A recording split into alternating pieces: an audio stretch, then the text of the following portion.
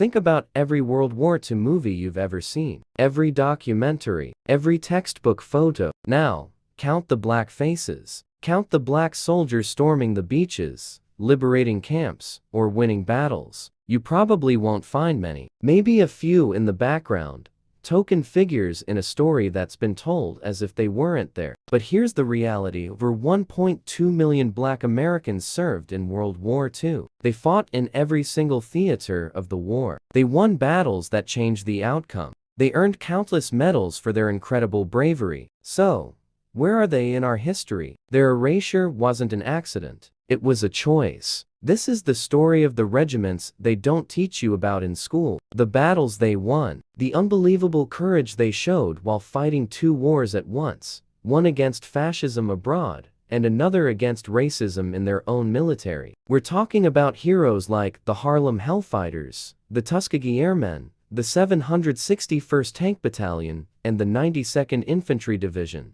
These men were not footnotes. They weren't supporting characters. They were heroes who changed the world. Let's look at the numbers. In World War I, about 380,000 black Americans served. Most were pushed into labor battalions, building roads and loading supplies, denied the chance to fight. But when they were given that chance, they were extraordinary. By World War II, that number swelled to over 1.2 million. Despite segregation, despite being given inferior equipment and less training, they fought with a distinction that is simply staggering. So why were their stories buried? It's not just about getting the history right. It's about who we allow to be a hero. When you erase black soldiers from the narrative of World War II, you reinforce a dangerous lie, that the fight for freedom was an exclusively white endeavor. It made it easier to deny black Americans their full rights as citizens when they returned home. After all, the twisted logic went, if they didn't fight for freedom,